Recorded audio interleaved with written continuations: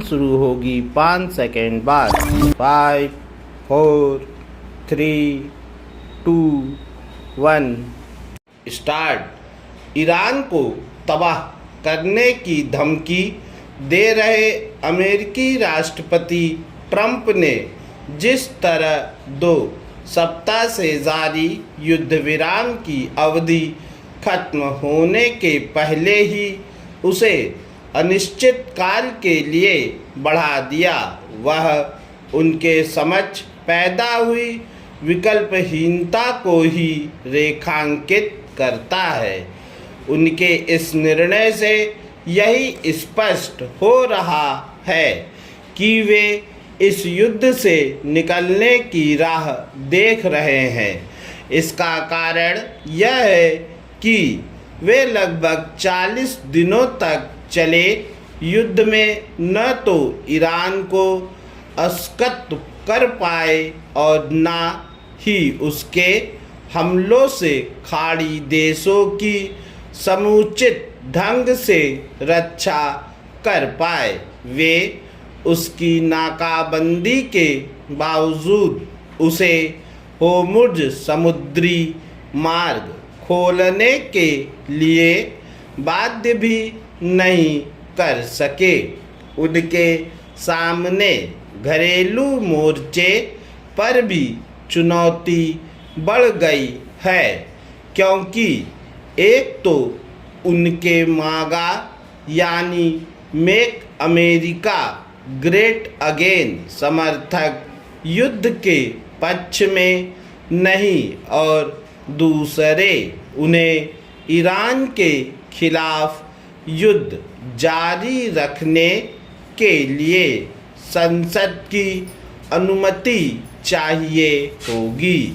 वह उन्हें शायद ही मिले, क्योंकि विपक्षी डेमोक्रेट संघ कई रिपब्लिकन सांसद भी युद्ध के विरोध में हैं।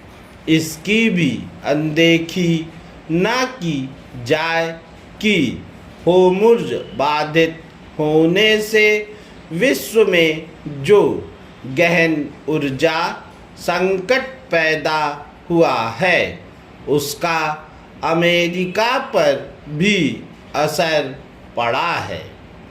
निसंदेह यह भी स्पष्ट है कि युद्ध विराम तोड़ना जितना अमेरिका के लिए जोखिम भरा था, उतना ही पाकिस्तान के लिए भी। यदि अमेरिका नए सिरे से ईरान पर हमले करता तो वह जवाबी कार्रवाई के तहत सऊदी अरब समेत खाड़ी के अन्य देशों को निशाना बनाता।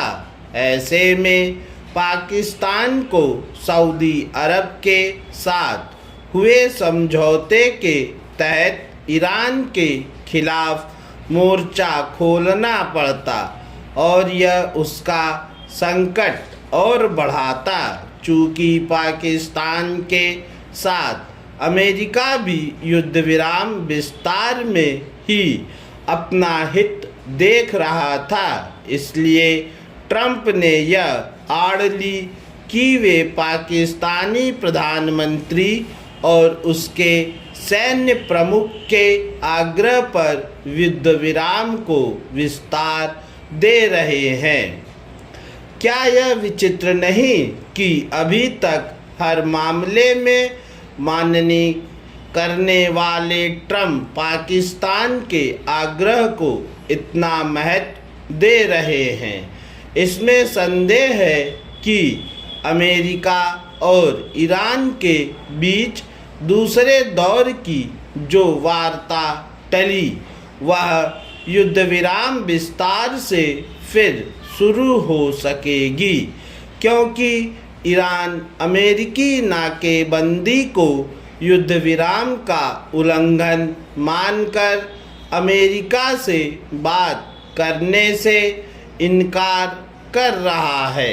वह अमेरिकी धमकियों से भी बेपरवाह है।